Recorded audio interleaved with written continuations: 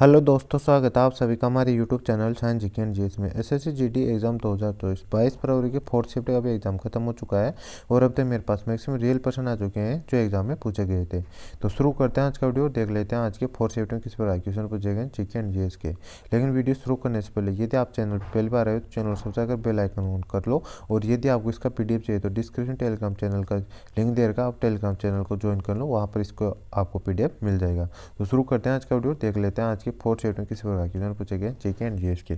तो आज का फर्स्ट क्वेश्चन जो फोर्थ शिफ्ट में पूछा गया था, भारत के किस राज्य में गणगौर उत्सव मनाया जाता है? तो ये राजस्थान में मनाया जाता है, राजस्थान इसका राइट आंसर हो जाएगा। गणगौर उत्सव चैत्र के महीने में देवी गौरा यह पार्वती के सम्मान में मनाया जाता है और ये राजस्थान और गुजरात के कुछ हिस्सों में भी मनाया जाने वाला त्यौहार है। तो ये भी आपको ध्यान रखना है। इसमें नेक्स्ट क्वेश्चन पूछा गया था, संविधान में राष्ट्रपति से संबंधित अनुच्छेद कौन सा है? तो अनुच्छेद 52 है, ये इसका राइट आंसर हो जाए। इसमें नेक्स्ट क्वेश्चन पूछा गया था, संविधान के किस भाग में संघ और राज्यों का वर्णन है? तो भाग 11 में, भाग 11 इसका राइट आंसर हो जाएगा। भारत संविधान के अनुसार भारत राज्यों का संघ है और संविधान के भाग 11 में केंद्र राज्यों का संबंधों का वर्णन है और यह केंद्र और राज्यों के बीच विधायी, कार्यकारी और वित्तीय शक्तियों में विभाजित है।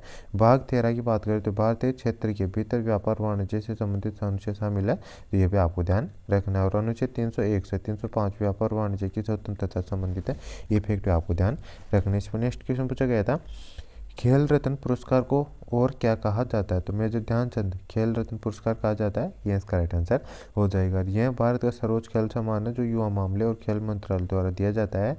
मेजर ध्यानचंद एक महान भारतीय हॉकी खिलाड़ी थे जिन्होंने 1928, 1932 और 1936 में भारत के लिए 3 ओलंपिक स्वर्ण पदक जीते थे, तो ये फैक्ट आपको ध्यान रखने। इसमें नेक्स्ट क्वेश्चन पूछा गया था, 2011 के अनुसार में बिहार की महिला साक्षरता दर कितनी थी? तो 51.50% थी, ये इसका राइट आंसर हो जाएगा। नवीनतम जनसंख्या जनगणना के अनुसार बिहार की साक्षरता दर में वृद्धि हुई है और ये 61.80% हो चुकी है। और पुरुष साक्षरता दर की बात करें तो 71.20% है, जबकि महिला साक्षरता दर मतलब पहले कितनी थी? 51.50% थी, ये भी आपको ध्यान रखने। इसमें नेक्स्ट क्वेश्चन पूछा गया था, PR सीरीज किस खेल से संबंधित है? तो ये हॉकी से संबंधित है, हॉकी इसका राइट आंसर हो जाएगा। हॉकी से काफ़ी ज़्यादा क्वेश्चन पूछे जा रहे हैं आपके एग्जाम में, तो हॉकी से जितने क्वेश्चन बनते हैं हॉकी खेल से उन सभी क्वेश्चनों को आप अच्छे से देख के चले जाना, ताकि आपके एग्जाम में किसी कोई क्वेश्चन आए तो आप उनको अच्छे से अटैम्प्ट कर सके।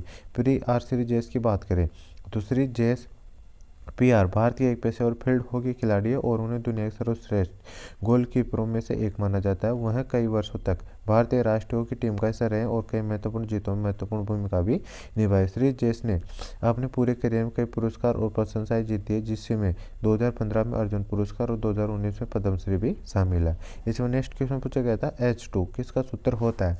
तो हाइड्रोजन का होता है, हाइड्रोजन इसका राइट आंसर हो जाए। इसमें नेक्स्ट क्वेश्चन पूछा गया था, कुचिपुड़ी भारत के किस राज्य से संबंधित है? तो ये आंध्र प्रदेश से संबंधित है, आंध्र प्रदेश इसका राइट आंसर हो जाए। इसमें नेक्स्ट क्वेश्चन पूछा गया था, मलखंभ कहाँ का राज्य खेल है? तो ये मध्य प्रदेश का, मध्य प्रदेश इसका राइट आंसर हो जाएगा। मलखंभ एक पारंपरिक खेल है जो भारतीय उपमहाद्वीप से उत्पन्न होता है, जिसमें एक जिम्नास्ट और दो अदर स्टेनरी या लटकते लकड़ी के खंभे, बेत या रस्सी के साथ संगीत कार्यक्रम में हवाई योग या जिम्नास्ट मुद्रा और कुश्ती करता है। और मध्य प्रदेश का राज्य खेल मलखंभ मध्य प्रदेश सरकार ने इसे 10 अप्रैल 2013 में राज्य खेल घोषित किया था, तो ये फैक्ट आपको ध्यान रखने। इस पर नेक्स्ट क्वेश्चन पूछा गया था, भारत की सीमा कितने देशों से लगती है? तो 7 देशों से लगती है, 7 देश इसका राइट आंसर हो जाएगा। 7 देश जो भारत के साथ सीमा साझा करते हैं वे पाकिस्तान, अफगानिस्तान, नेपाल, चीन, बांग्लादेश, भूटान और म्यांमार है। और बात करें तो बांग्लादेश भारत के साथ सबसे लंबी सीमा साझा करता है, क्योंकि यह 3 तरफ से भारत से घिरा हुआ है और इसे दुनिया की 5वीं सबसे बड़ी भूमि सीमा भी कहा जाता है, तो इफेक्ट पे आपको ध्यान रखना है। इसमें नेक्स्ट क्वेश्चन है, मनरेगा के तहत कितने दिनों के रोजगार गारंटी है? तो 100 दिन के 100 दिन इसका राइट आंसर हो जाएगा। महात्मा गांधी राष्ट्रीय ग्रामीण रोजगार गारंटी अधिनियम 2005 यह एक श्रम कानून और सामाजिक सुरक्षा उपाय है, जिसका उद्देश्य काम के अधिकारी गारंटी देना है और इसे आधिकारिक तौर पर 2 फरवरी 2006 को महात्मा गांधी राष्ट्रीय ग्रामीण रोजगार गारंटी अधिनियम 23 अगस्त 2005 को पारित किया गया था, मतलब के तहत इसको लॉन्च किया गया था, तो ये फैक्ट में आपको ध्यान रखने। इसको नेक्स्ट क्वेश्चन पूछा गया था, दांडी यात्रा कब आयोजित की गई थी? तो ये 1930 में आयोजित की गई थी, 1930 इसका राइट आंसर हो जाएगा। दांडी यात्रा का आयोजन अहमदाबाद में साबरमती आश्रम से दांडी तक 1930 में किया गया था। इसे गांधी जी के नेतृत्व में 1930 शुरू किया गया था और इसे नमक सत्याग्रह, सविनय अवज्ञा आंदोलन के रूप में भी जाना जाता है, तो इफेक्ट आपको ध्यान रखने। इसमें नेक्स्ट क्वेश्चन पूछा गया था, विवाद से विश्वास किससे संबंधित है? प्रत्यक्ष कर के विवाद टैक्स मामलों को निपटाने की व्यवस्था की गई थी और इस योजना का मुख्य उद्देश्य प्रत्यक्ष कर भुगतानों में मुकदमेबाजी को कम करना है। और वित्त मंत्री निर्मला सीतारमण जी के द्वारा शुरू की गई विवाद से विश्वास योजना के तहत प्रत्यक्ष कर के विवादित टैक्स मामले निपटाने की व्यवस्था की गई थी। तो ये इसका राइट आंसर हो जाए। इसमें नेक्स्ट क्वेश्चन पूछा गया था, उस्ताद असद खान किससे संबंधित है? तो ये रुद्र वीणा वादन से संबंधित है। तो ये इसका राइट आंसर हो जाएगा। असद अली खान एक भारतीय संगीतकार थे जो रुद्र वीणा बजाते थे। ये एक तारयुक्त वाद्य यंत्र है जिसकी उत्पत्ति प्राचीन भारत में हुई थी, जो अपनी गहरी गूंजती ध्वनि के लिए जाना जाता है और अभिज्ञान शाकुन के लिए जाना जाता है। तो ये इसका राइट आंसर हो जाएगा। इसमें नेक्स्ट क्वेश्चन पूछा गया था, अभिज्ञान शाकुंतलम की रचना किसने की थी? तो कालिदास ने की थी। कालिदास इसका राइट आंसर हो जाएगा। अभिज्ञान शाकुंतलम भारतीय कवि कालिदास द्वारा रचित एक संस्कृत नाटक है जो चंद्रगुप्त द्वितीय के राज दरबार में कवि भी थे। तो ये फैक्ट आपको ध्यान रखने। इसमें नेक्स्ट क्वेश्चन पूछा गया था, पांचवी पंचवर्षीय योजना की अवधि क्या थी? तो 1974 से 1978 थी। ये इसका राइट आंसर हो जाएगा। पांचवी पंचवर्षीय योजना अवधि 1974 से 1979 या 78 तक थी। पांचवी योजना का मसौदा डीपी दर द्वारा तैयार किया गया था और लॉन्च किया गया था, जो तेल की कीमतों बढ़ोतरी और गेहूं के थोक व्यापार पर सरकार नियंत्रण करना था इसका उद्देश्य। तो ये भी आपको ध्यान रखने। इसमें नेक्स्ट क्वेश्चन पूछा गया था, अम्लिका का पर्यायवाची है? तो इमली इमली होता है, इमलिया चिंचा। तो ये इसका राइट आंसर हो जाएगा। एक क्वेश्चन पूछा गया था, अमजद अली खान किससे संबंधित है? सरोद वाद्य यंत्र से संबंधित है। सरोद इसका राइट आंसर हो जाएगा। और 9 अक्टूबर 1945 को पैदा हुए उस्ताद अमजद अली खान एक भारतीय शास्त्रीय सरोद वादक है जो अपने स्पष्ट और तेज एकरा तान के लिए जाने जाते हैं।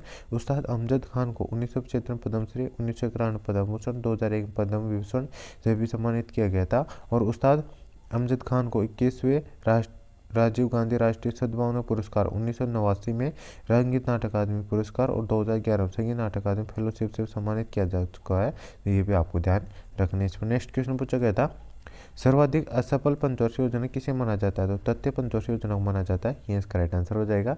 इस योजना की अवधि 1961 से 1966 थी। इस योजना का उद्देश्य भारत को आत्मनिर्भर और स्व उत्पादक अर्थव्यवस्था बनाना था।